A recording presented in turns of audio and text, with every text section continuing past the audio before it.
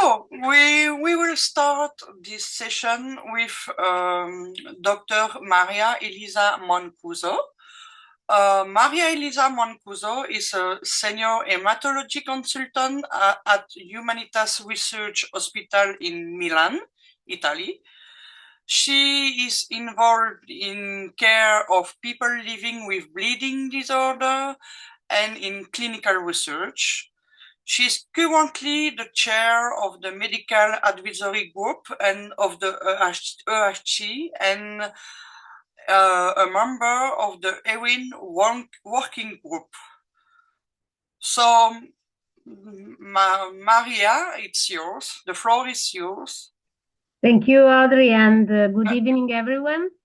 It's a pleasure to be here with you as usual. So it's really good, and I think this webinar is rather important because nowadays, I mean, it's some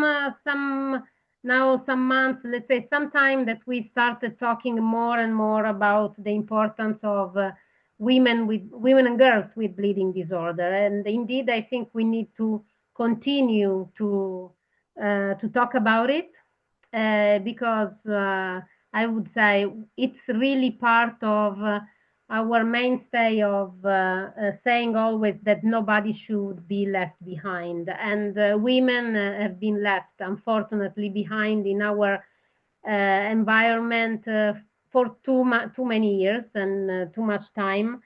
So I think it's important to reiterate. And today, I think we will have the opportunity to listen to our colleagues from the UK that will enlighten us also on the very delicate and important issue on fertility.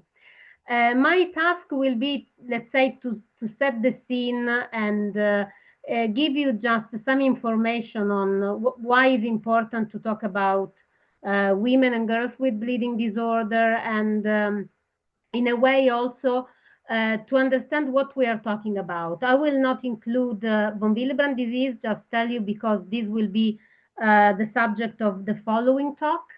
But just to start and okay. So what is important when we talk about women and girls with bleeding disorder? First of all, is that of course we think about immediately gynecological bleeding, and indeed these represent the main challenge in their life. But it's not only that, and this should be also very important. In general, anyhow, the disparity in access to diagnosis and treatment was in the past also was related, and hopefully we will see this less and less in the future because considering menstrual bleeding somehow was considered always part of a normal life of women. So in a way also defining very well what abnormal uterine bleeding was, it was quite a long way. But now, fortunately, we have more tools to do that. So this task has been neglected for many years, and even in the medical community we have to acknowledge that for several years in some situation we were just considering normal, let's say, that some women had such heavy menstrual bleeding. Maybe we were struggling sending to the gynecologist and not really focusing on the fact that we should work together to improve patient life and offer the best access to diagnosis and treatment. And this lack of knowledge, I think the gap more and more should be closed, and it's up to us to do that. So involving, as a medical doctor, I would say, involving more and more specialists in the gynecologist environment to be part of our team, and also to give them our support in case they need to better understand which is the problem. We do know that the limited recognition, of course, has impact on also the life of those women and girls. And that's why we need to educate, inform, and involve the whole community to be well informed on these issues. Indeed, we have recognition of the fact that bleeding disorder may affect women. This is in all registries. but still this is underrepresented. And the example comes from hemophilia. If we consider just the numbers, potentially in a family with a one hemophilia boy, there are potentially up to seven in the worst case scenario, but on average up to 3 potential carriers. Then we have actual carriers recognized, and but among them, for decades, we just called them carriers, and we never spot the fact that they were women and girls with hemophilia. So this was the big step that we did in the past, in the recent past, even using the correct words to define this situation, because also this is very important, because just calling those women and girls as carriers somehow contributed to underestimate the problem that we have to solve and support. And this is not rare at all, because 1 out of 3 components in the family with hemophilia is a woman or a girl with hemophilia. And so we should think about it. When we started dealing with hemophilia, we were even educated as medical students that women with hemophilia do not exist. And we now know, and we have to state that this is not true. And but what was important, and these are data coming from France, that this impacted greatly the age of diagnosis. If we compare men with mild hemophilia and women with mild hemophilia, the age of diagnosis is like 6 to 7, even to 10 years apart, looking at the epidemiology. And of course, if you delay diagnosis, and this diagnosis comes after menarche and when already the menstrual bleeding is there, this may involve and cause very poor quality of life, and people struggling to try to understand what's going on, suffering from anemia, and of course fatigue, and all that is correlated with all these symptoms.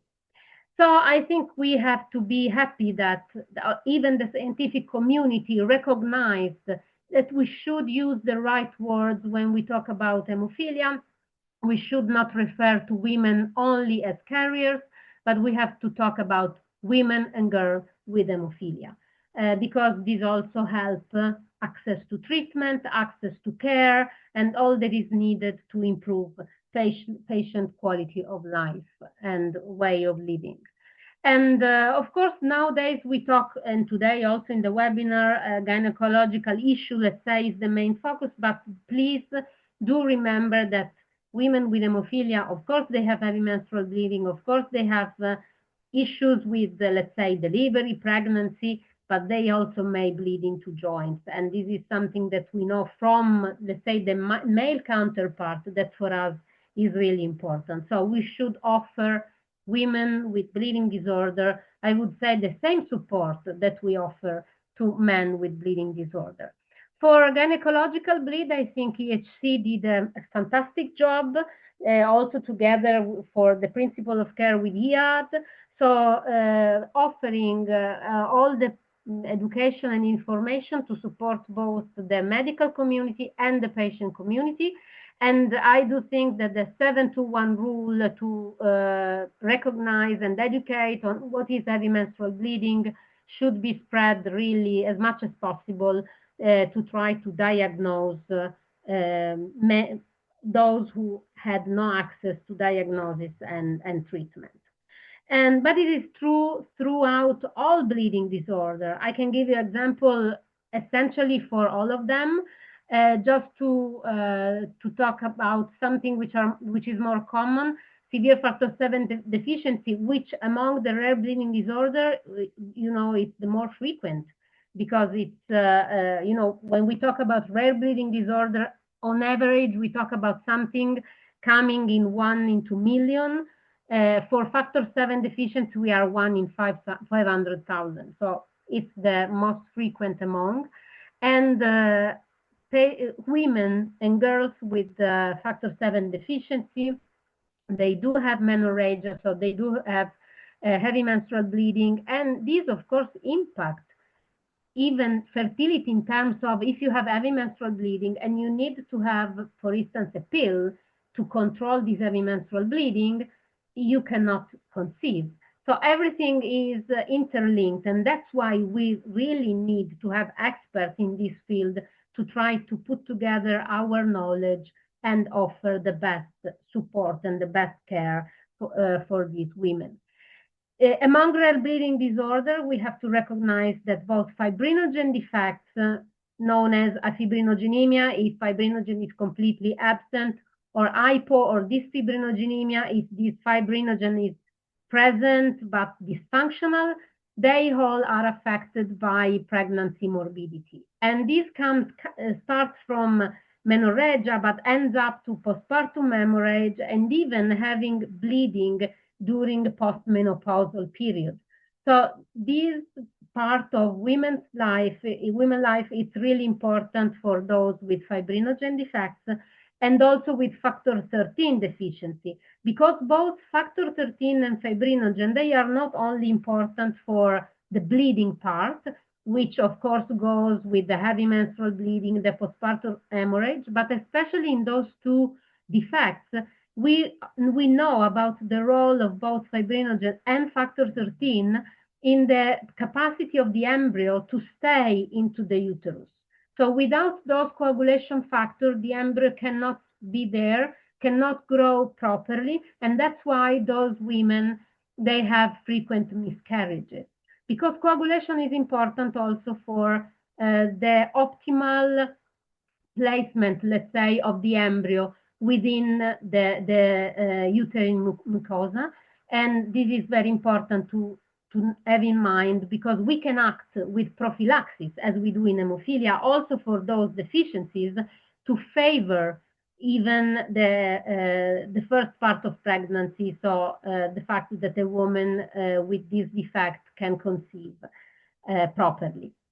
And also Glanzmann thromboasthenia is among the platelet disorder, very rare, but really impactful on gynecological life of women and girls, with dramatic blood loss during heavy menstrual bleeding. Some of those women are somehow constrained to abolish completely the menstrual cycle in order not to bleed so in a very severe way. Also because at variance with other deficiency, in Glanzmann thromboasthenia up to now, care is very limited. We know that we can use tranexamic acid, we can use recombinant 7A, but we try as medical doctor to avoid as much as possible platelet transfusion in order to avoid the development of antibodies against platelets. And so it is quite complicated to manage even the gynecological life of those women. For the future, we have the hope of new drugs. So, with the benefit of having, a knowledge with hemophilia, we know that some monoclonal antibodies are now under investigation also to prevent bleeding in patients with Glanzmann thromboasthenia. And hopefully this will have an impact also on women with this disorder. And last but not least, we have to also remember that there is a new group, pretty much new, recently recognized group of people living with a bleeding disorder for which we are not able yet to find a cause that we can, define. And indeed, we acknowledge our ignorance by calling them bleeding disorders of unknown cause. But they are represented epidemiologically, so for the frequency, they are most women, and they are women with many problems in the gynecological environment. So they have heavy menstrual bleeding, they have postpartum hemorrhage, they have all these problems. And for, fertility, who knows, maybe we also should investigate more and more about the impact that coagulation have, and not only what we already know, like factor 13 and fibrinogen. Useless to say that investigation is always needed to better understand, to offer better diagnosis and better care to everyone. So just to recap on European principles for care for women, so there are some documents that you can access to, and this has been done, this huge work together with EHC, and we have to value and spread the word around the principle of care in order to offer women the best that we can everywhere around in Europe, of course, if we talk in the frame of EHC, but the effort should be really global and trying to exchange our knowledge through the network that we can build in order to be of support for everyone. And but as a medical doctor, for me, what is important is that we have to do diagnosis. And why diagnosis is so important? Because we have to reduce the time of these women and girls with very poor quality of life, which may mean everything: heavy menstrual bleeding, low social participation, struggling with fertility, struggling with postpartum hemorrhage, miscarriages, and so far, so on.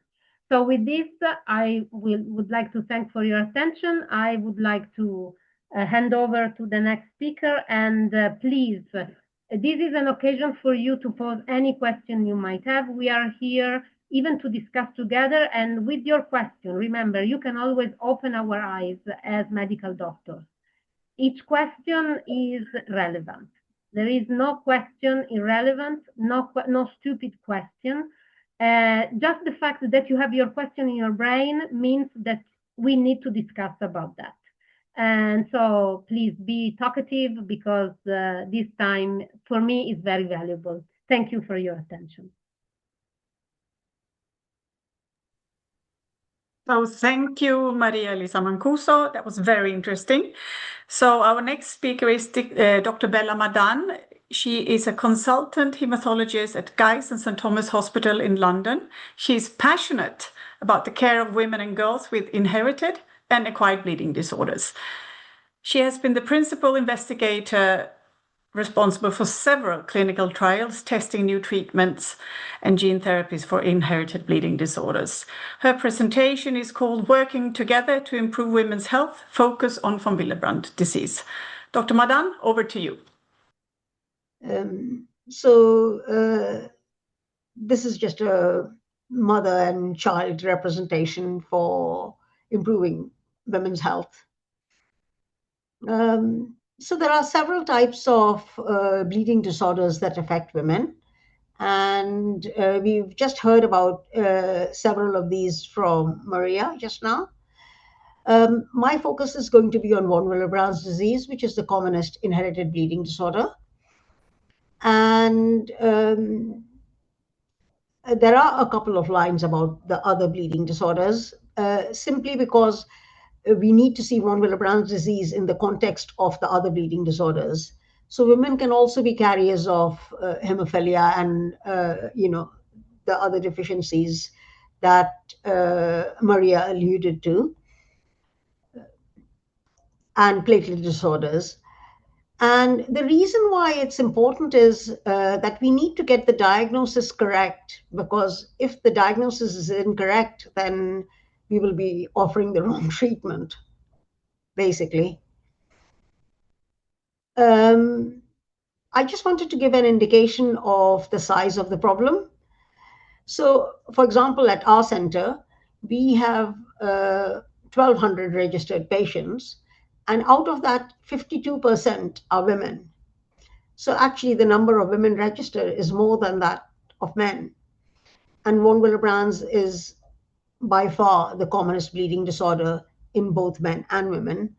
It affects approximately 1% of the population. 1 in 100 of the population have a defect in the von Willebrand factor gene, and 1 in 10,000 patients will have clinically significant von Willebrand disease. Women tend to be more symptomatic than men simply because they are exposed more to the hemostatic challenges of menstruation and childbirth.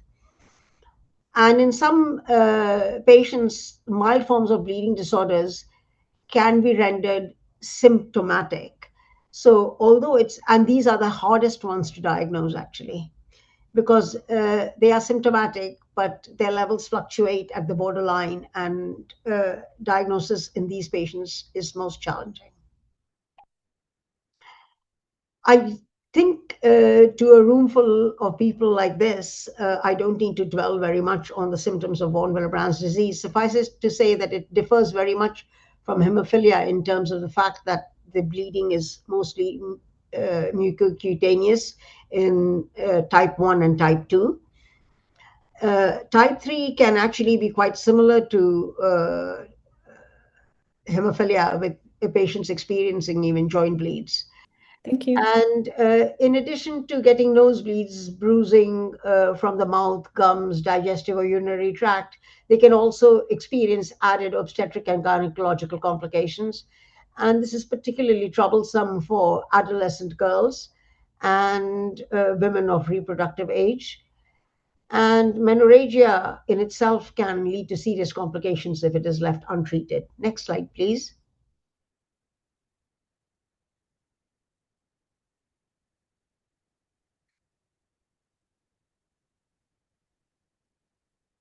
So can people see the slide that says menorrhagia and von Willebrand's disease now? Yes, yes. Don't interrupt yourself. Go on. That's perfect. Okay. So menorrhagia is a common and major problem, and it can be the presenting symptom in patients. Unfortunately, it gets ignored because young girls are told, well, your mom has this, your sisters have this, this is what life is like, this is how you have to live. And many women have to cut down time that is spent on work, studies, or other activities.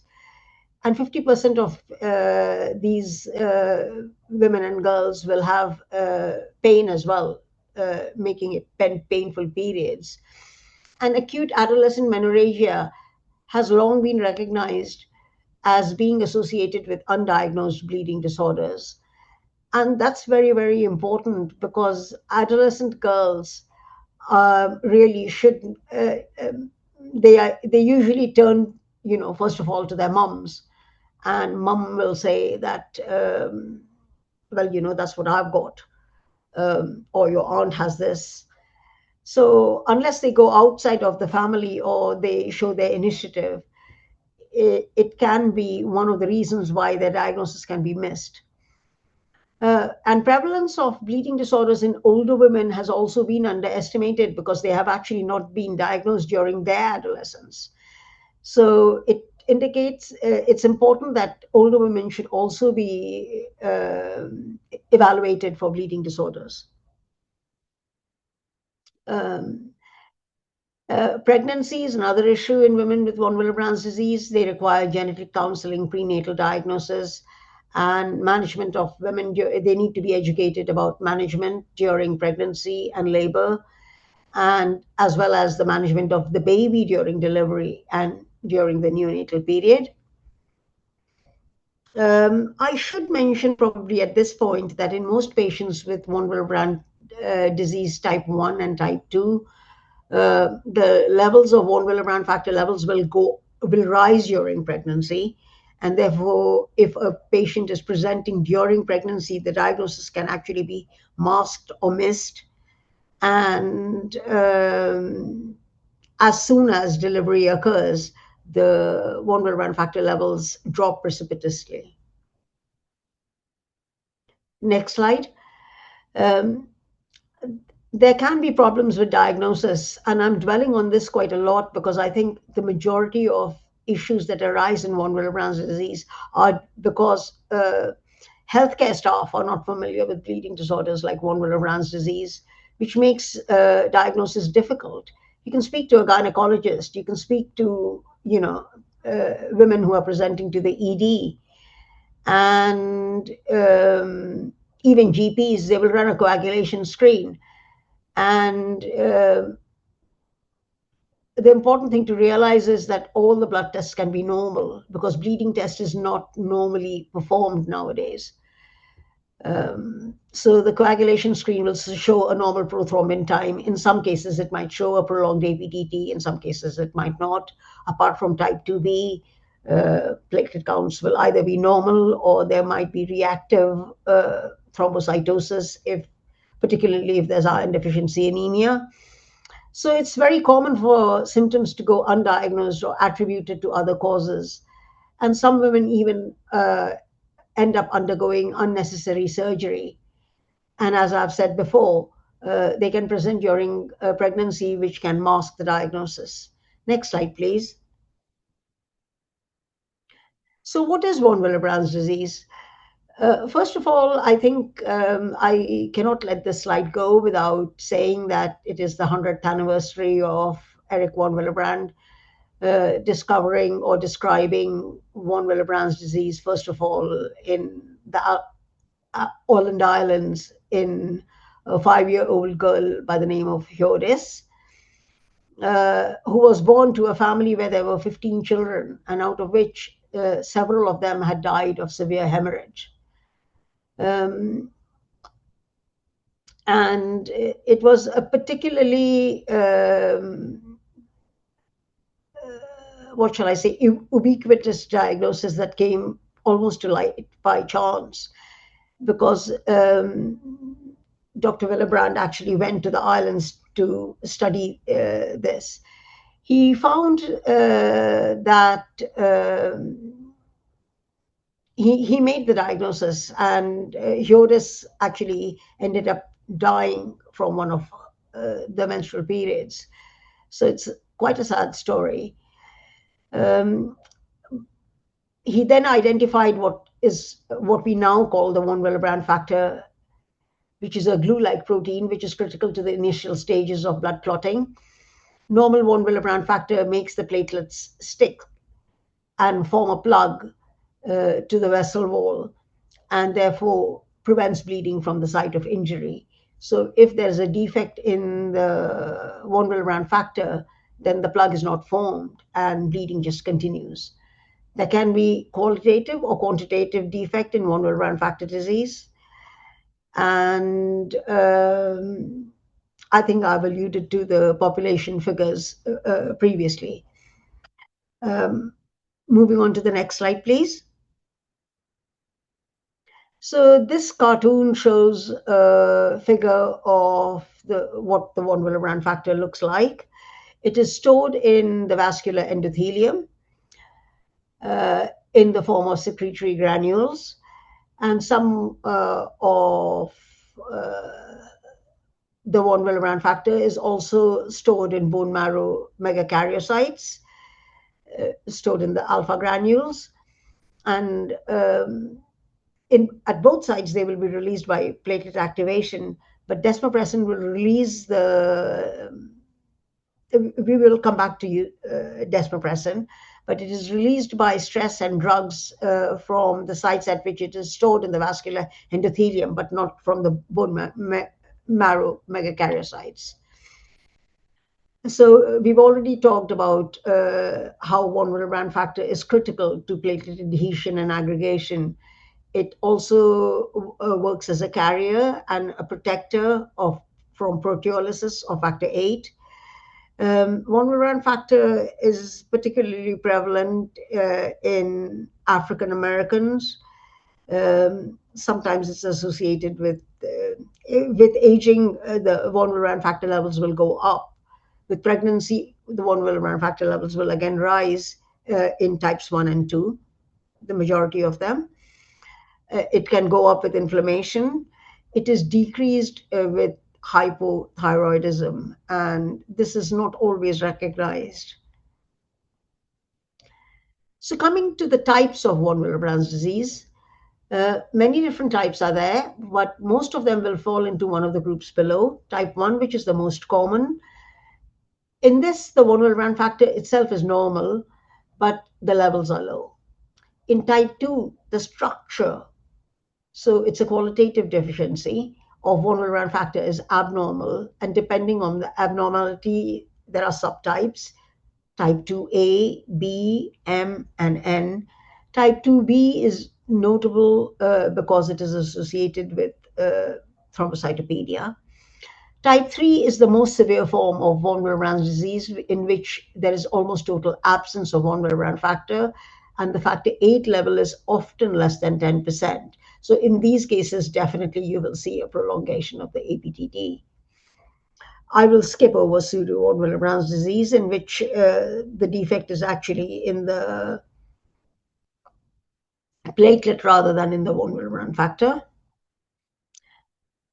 So now coming to the inheritance of von Willebrand disease, because it is a genetic disease which is autosomally inherited, so therefore it can be inherited from either parent.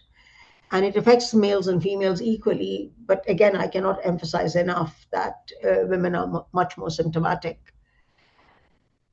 And they have a 50% chance, either a man or a woman has a 50% chance of passing the gene on to their offspring. A family history is the primary risk factor.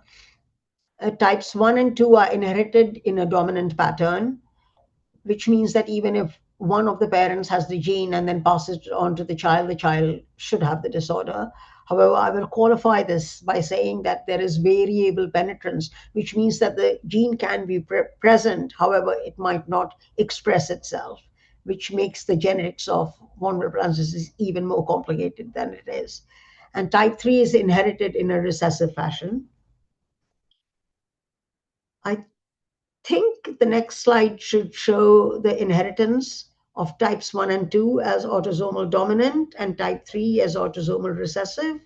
This slide is pretty self-explanatory, I think. So I'll move on. Please, can I have the next slide?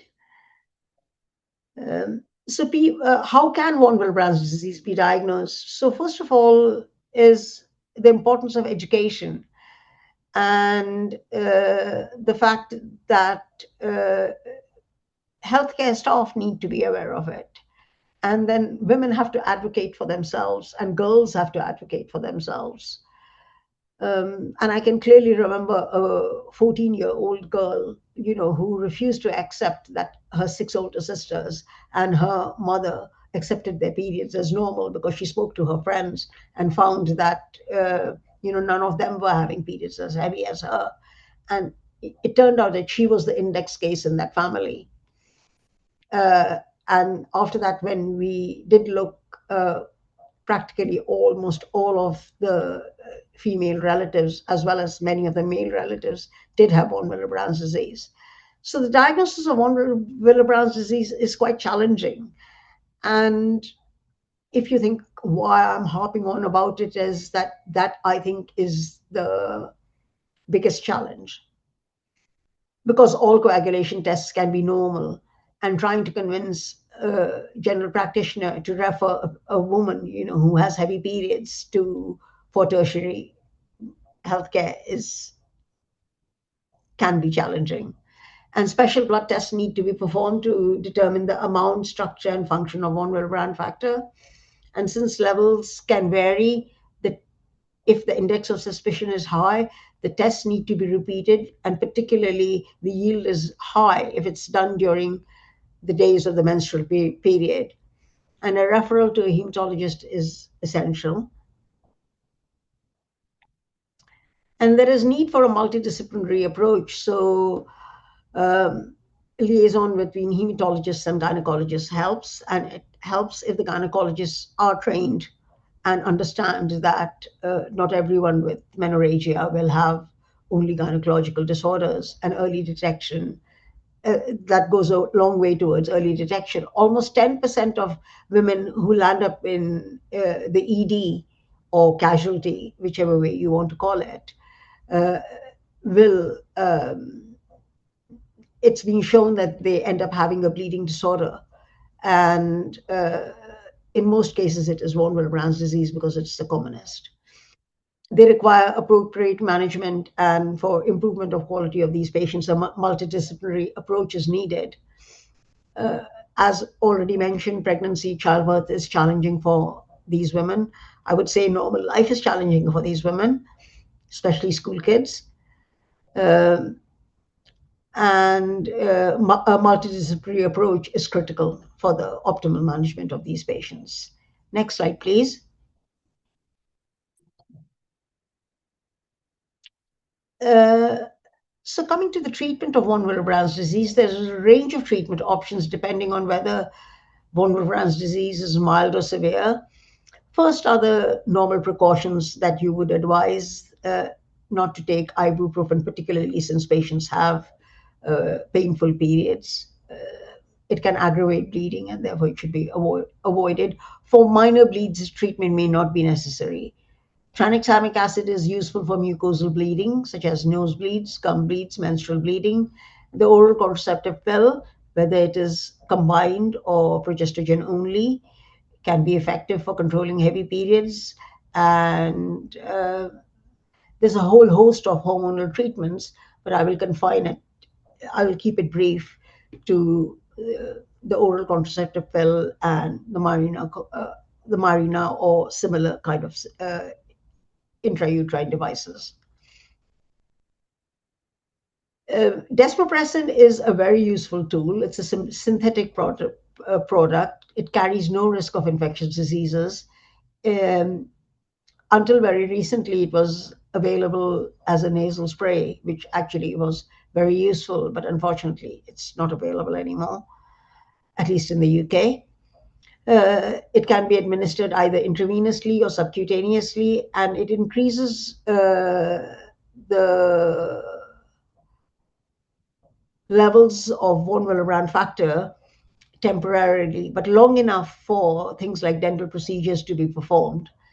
And it is a very convenient tool to control heavy periods because it is least interventional. Because the response to desmopressin can be quite variable, it's usually recommended that a test dose is given and response is measured rather than using it in a therapeutic situation. First of all, fluid restriction is important. And the complications of prolonged treatment are tachyphylaxis, which means that there's acute tolerance, and hyponatremia, which means that patients should be counseled very well before issuing it for home treatment. Then there are the clot stabilizers like antifibrillatics, which are usually adjunctive therapy in von Willebrand disease and hemophilia carriers, and also in people with hemophilia, but we are confining ourselves to women today. It can be valuable for getting oral or dental surgery done. It can cause a degree of nausea and vomiting, and it's useful to warn patients about this because if you don't warn them, then they get put off and they stop taking something that's very useful.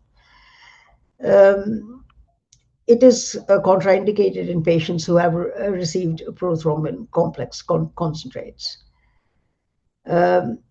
In terms of von Willebrand factor replacement therapy, so most patients who have significant von Willebrand disease will require von Willebrand factor concentrates. The particular indications are type 1, which is unresponsive to desmopressin, children younger than 2 years of age, because you cannot use desmopressin in them, and in types 2 and type 3, obviously.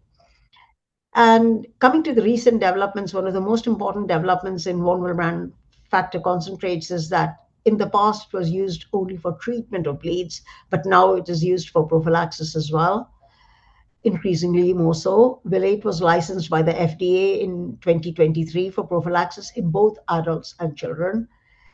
And in my opinion, it is underused. And then Von Wendy was licensed in 2025 by the FDA and is licensed for use in adults for prophylaxis with all types of von Willebrand disease, but for some reason not yet in girls who need it desperately. It is quite useful because it is a recombinant product. And then is the concept of the individualization of treatment. The idea is to treat the patient and the family. The patient is the most important member of the team because the staff will need their input to develop a care plan that suits the patient. And nowadays, AI is being used and computer modeling is being used to personalize prophylaxis for people with von Willebrand disease and recurrent bleeding, because universal PK data cannot be extrapolated in all cases with all the different types and subtypes of von Willebrand disease, as well as different response in the same family. So von Willebrand disease doesn't run true to type, unlike hemophilia. And members of the care team, obviously, the more people that are involved, the better it is. Hematologists, pediatricians, physiotherapists, orthopedic surgeons, gynecologists, obstetricians, social care, dental care. We need them all. Everyone needs to come together to treat the patient. So, well, I've talked about von Willebrand disease in brief, a bit of like a whistle-stop tour. But what's new and what's next? So VGA039 is a subcutaneous therapy which is being developed by Star Therapeutics. And in phase 2 trials, patients who were having daily nosebleeds had a significant reduction in their bleeding. Phase 3 trials have just started to get FDA approval. They've only just started after getting FDA approval, but the data is looking promising. There are several other subcutaneous candidates that are in earlier phases of development. These include HMB-002 from Hemab Therapeutics. Then there are other products from Alnylam, Tangram, and Serogene Therapeutics. Next slide, please.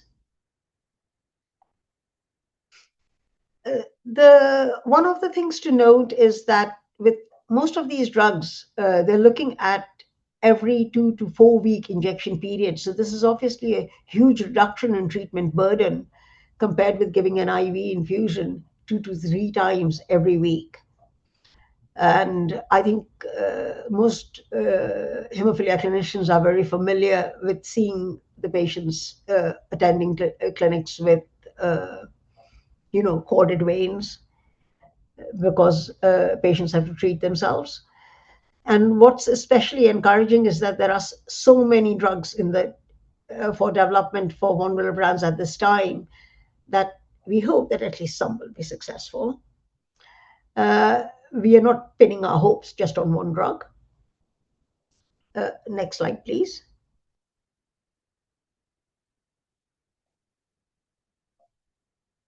I would like to say at this point, thank you for listening to me. And I have a few extra slides, but I think I'll reserve them for later.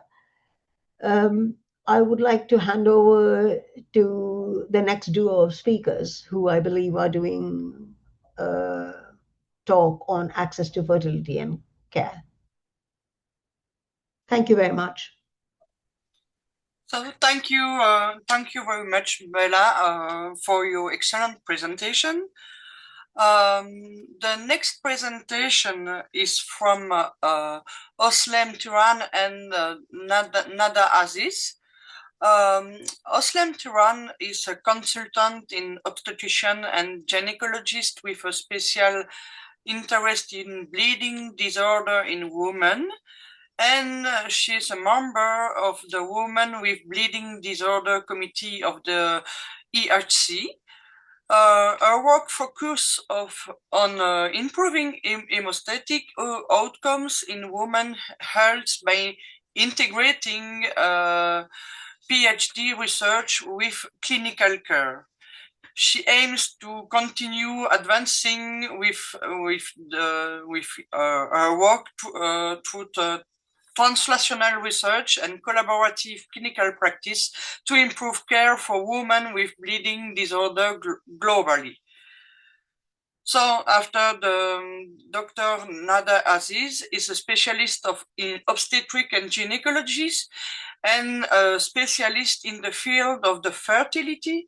He has a special interest in hysteroscopy procedure and providing fertility care for patients with complex medical conditions. He works closely with multidisciplinary teams to ensure safe and personalized care. With the years of dedicated experience in this field, Mr. Aziz is committed to providing high-quality care tailored to the unique needs of his patient. His expertise encompasses a wide range of women's health issues, and his patient-focused approach ensures a compassionate and effective treatment. With a strong commitment to patient education and support, Mr. Aziz fosters a welcoming environment where patients feel comfortable discussing with their health concern treatment option. Through regular contribution to education and professional forums, his goal is to empower patients with knowledge and guide them through every step of their healthcare journey. So, Özlem and Nader, it's yours. So you've obviously heard lots about different bleeding conditions. So this presentation is going to explore how bleeding disorders can affect reproductive health, fertility outcomes, and explore some of the challenges women face when trying to access fertility care. So, like I said, we've heard lots of different bleeding disorders and descriptions of some of the more common ones. Now, it's important to remember that heavy menstrual bleeding tends to be the most common and the earliest symptoms. And lots of girls will experience this very early in life from around the age of menopause. But they don't really realize it's abnormal. It tends to be underreported or underrecognized, and access to gynecology and specialist care can be difficult. And I think this is mostly because of the perceived normal of, oh, I just have heavy periods, or mum has heavy periods, as was discussed before. And so you'll often find in the medical field as well, people downplay the significance of heavy periods, and this can cause stigma and fear of reporting for some patients.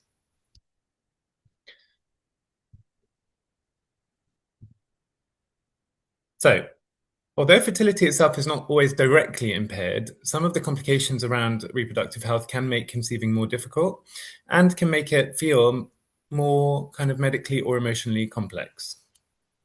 So you'll see here, I've put a list of things, and often you'll find that there's a lot of speculation on this slide, but sometimes you'll find that with chronic heavy bleeding, people are tired, they're less interested in intimacy, that can cause hormonal imbalances, and people can have bleeding at the time of ovulation, which means that they may miss their fertile window.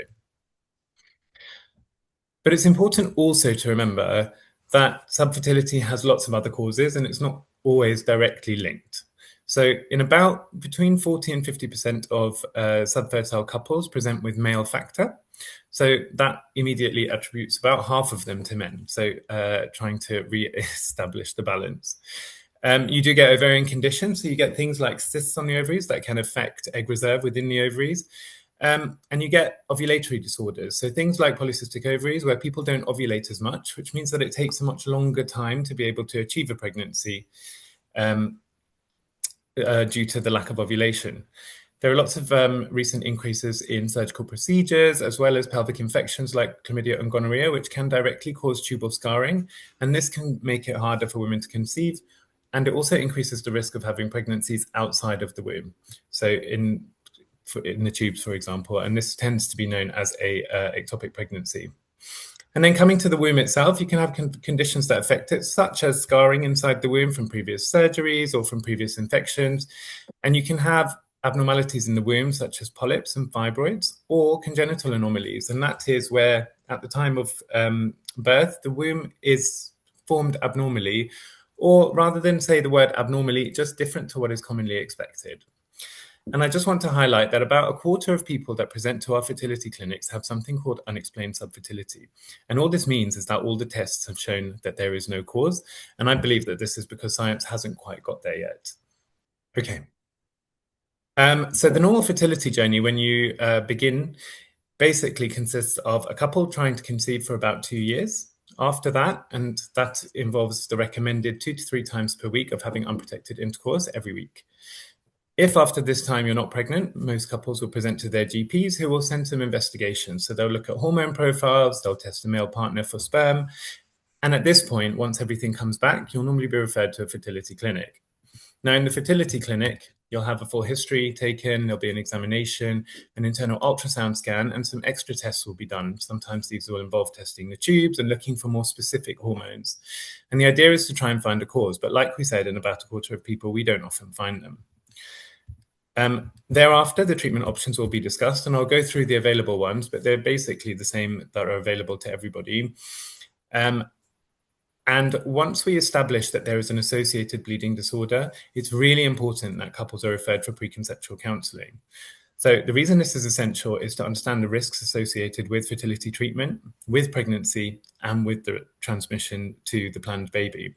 And it usually will involve a multidisciplinary approach, involving people like the fertility doctors, the obstetricians, gynecologists, hematologists, and specialist nurses. This can result in a delay to being treated, but it means that your treatment and your fertility journey will be much safer. It gives you a tailored, individualized plan for fertility treatment, for pregnancy, and for delivery. Okay, so some of the available treatment options are listed on the screen, and you'll see that ovulation induction tends to be for people with ovulatory disorders, intrauterine insemination for people who are having difficulty actually having penetrative intercourse, and IVF tends to be for the majority of people.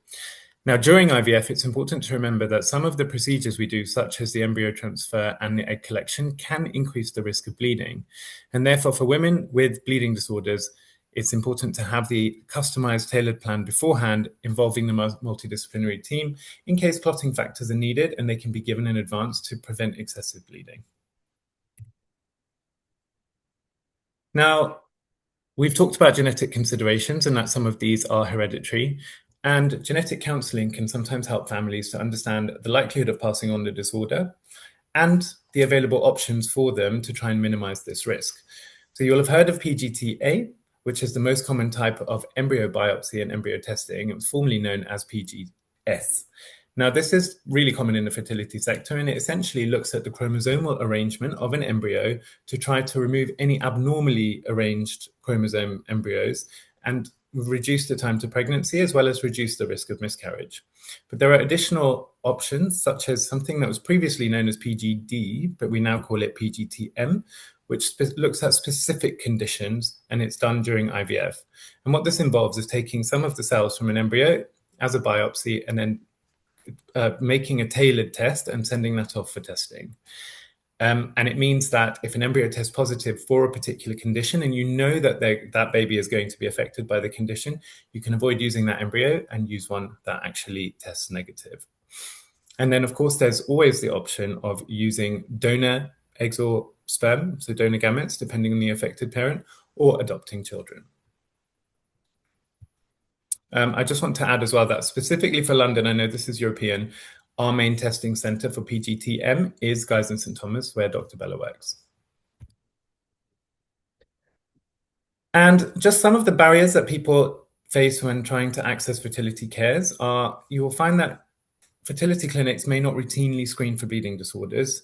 It doesn't tend to be done as standard practice, even for people who report that they have heavy periods. And it could be due to a lack of awareness amongst fertility specialists, also in association with the fact that there's just some fragmented care, and we don't really have a strong joint clinic set up in the UK where we have fertility doctors and haematologists, which may be of benefit in the future. So I think it's important we focus on getting it right the first time and getting it right on time. So it's important we start by taking heavy periods seriously. We need to listen to people properly, and we need to investigate appropriately, refer early, and treat people correctly. If we encourage and support open conversation, then we'll be able to reduce the stigma and avoid the whole process of suffering in silence being something that's carrying on into 2026. I think the idea behind the talk today is to highlight that integrated care is really, really important, as well as forward planning and making sure that we're delivering good quality and safe care for patients. And I'm going to hand over to Özlem now. Thank you, Nader, for that presentation. So following on from the journey of getting pregnant, I will continue the talk and speak about the challenges of each stage of pregnancy, as well as after childbirth. So pregnancy itself in general population has its own risks, and in early pregnancy, up to 1 in 4 women in the general population can experience a miscarriage in the first 12 weeks of pregnancy. However, in women with bleeding disorders, particularly the ones that have factor 13 and fibrinogen deficiency, they are linked to having a miscarriage. The fibrinogen acts as a brick and the factor 13 acts as a cement to keep the newly formed embryo attached to the uterine wall for the development of the pregnancy. And therefore they are essential for the implantation and the success of the ongoing pregnancy. And we know from the studies that women who had factor 13 deficiency suffered miscarriage unless they had their factor 13 replacement. And again, in another study, 20 women out of 20 pregnancy in 8 women with afibrinogenemia had successful pregnancies when their fibrinogen levels were replaced throughout the pregnancy. So it's not the end of the game.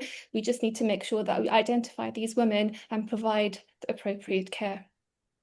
Next slide, please. So going on to talking about women with von Willebrand disease, which is the most commonly occurring bleeding disorder. There has been a recent study, which has been one of the largest, looking at women who have von Willebrand disease in comparison to a control group who do not have a bleeding disorder. And they have found that there is no increase of miscarriage in women who have von Willebrand disease. Again, after miscarriage comes ectopic pregnancy, which again is one of the commonly occurring early pregnancy complications in the general population. Ectopic pregnancy is when the pregnancy is not inside the uterus and it is found most commonly in the tubes. And with the growing size of the pregnancy, there is a risk of rupture and massive bleeding in these women. However, if this happens in a woman with a bleeding disorder, then obviously the outcome can be more catastrophic. You can see in that image, that's the uterus with the ruptured ectopic pregnancy with lots of blood in the pelvis. So this is just a slide just to kind of summarize the challenges and how we manage them once the pregnancy continues and it's a successful pregnancy, continuing healthily. Obviously, it requires a multidisciplinary team. We have to decide how to deliver this baby and where to deliver this baby to make sure that we provide the right hemostatic care. Also, the anaesthetist will be involved in terms of providing support and care for intrapartum, so in labour, pain relief, such as epidural, and also how to give anaesthetics to these women should they need to go to theatre for an emergency. We also need to come up with a plan to reduce the risk of postpartum hemorrhage, as well as the baby and how to manage the baby as well, which takes place jointly with the baby doctors. Talking about bleeding disorders and if there is any increased risk during the pregnancy to these women. We have large studies, over 4,000 women from USA. They have found that there is no increased risk of complications in the pregnancy in women with bleeding disorders, such as complications including placental abruption, so when the placenta separates from the wall of the womb, or having a baby that is not growing to its full potential, as well as having baby that is preterm, so very early. Apart from 2 conditions which we have already mentioned, factor 13 and fibrinogen deficiencies.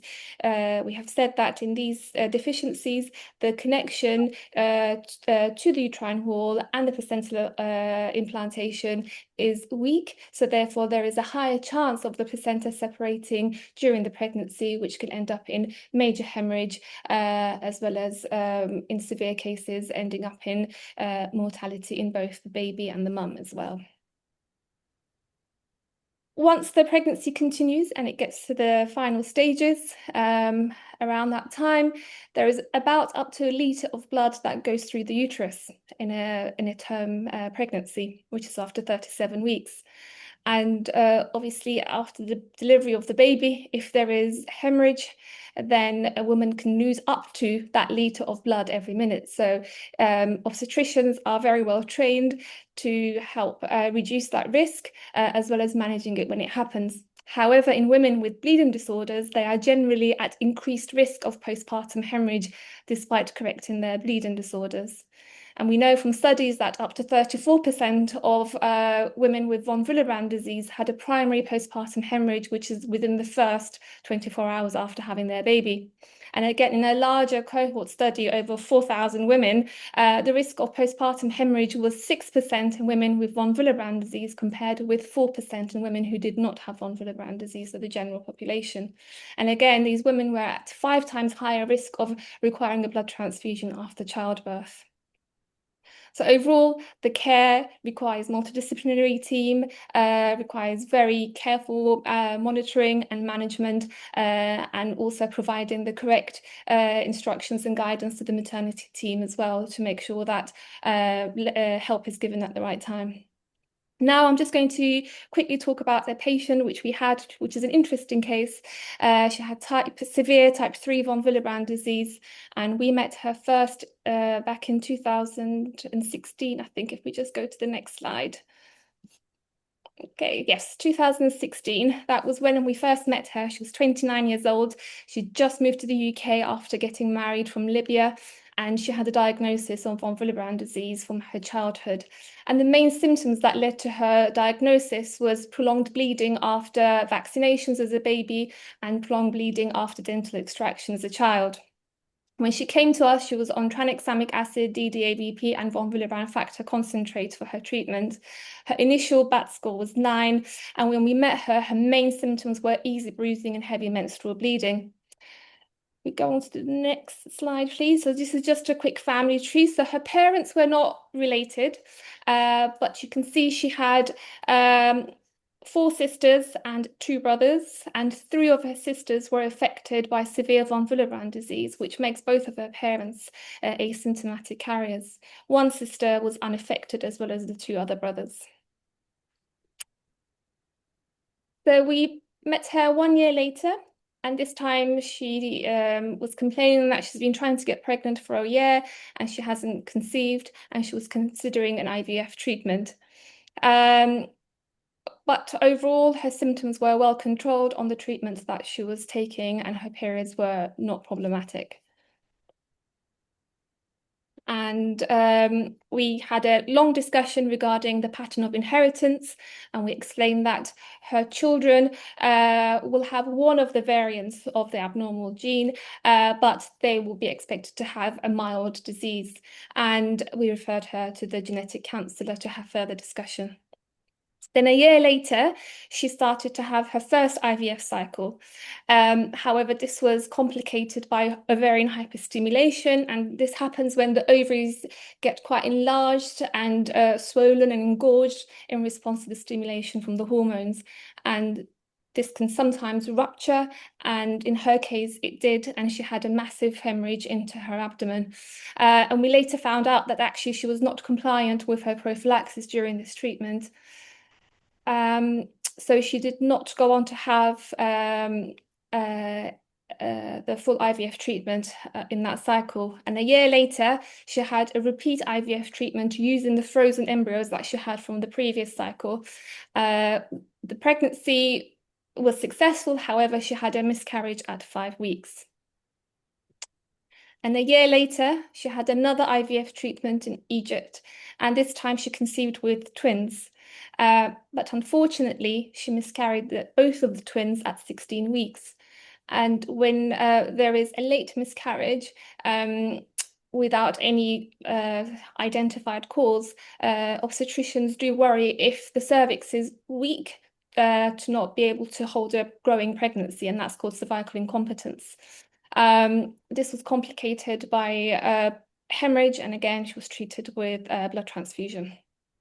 So then she went off, and in another year's time, she had a repeat IVF treatment. This time, she had this in the UK, and she was managed within our centre right from the early pregnancy. She had mild bit of bleeding at 14 weeks, and we did a scan for her, and the scan found a 4-centimetre subchorionic hematoma. And just in the next slide, a subchorionic hematoma is essentially some bleeding between the baby and the uterus. And some studies show that if the size of the blood clot is the same or bigger than the pregnancy, then there is a very high risk of miscarriage. But in this case, it wasn't, and we managed conservatively. Again, this is just a quick outline of her pregnancy journey. And around 22 weeks, we were monitoring her cervix, and it showed that the cervix was shortening, which again is a sign that the cervix is not able to again hold a baby that's growing, and therefore we put a stitch around her cervix. And then kind of later on, we continued to monitor her, and she managed to go beyond 32 weeks. Okay. And she actually got to 40 weeks, and she had a vaginal delivery and required an episiotomy, which is a small cut to expand the size of the exit to enable the baby to come easily. However, she bled from this cut, and she bled 1.3 liters. But at the end, Mum was well. She only received IV iron, and she didn't require any blood transfusion, and the baby was well, and they both went home happily. So just as key points, so bleeding disorders can affect menstrual health significantly, and but we can only treat what we know, and most cases remain undiagnosed. And these women face barriers accessing care for their menstrual health as well as fertility care. So therefore, early diagnosis, multidisciplinary care, and appropriate treatment will achieve successful fertility and pregnancy outcomes. And again, there's a whole big window which is just open for research and fertility outcomes in women with bleeding disorders. And hopefully with our future work with Nader, we hope to be able to fill that gap slightly and provide more evidence to be used in the future by clinicians and have access to women with bleeding disorders. And these are our contact details. We'd be grateful for any contacts for collaboration in research, or just basically questions, any concerns. We're happy to get back to you. Thank you. Thank you very much, Özlem and Nader, for your presentation. And also thank you very much to all our speakers. It was a pleasure having you with us today.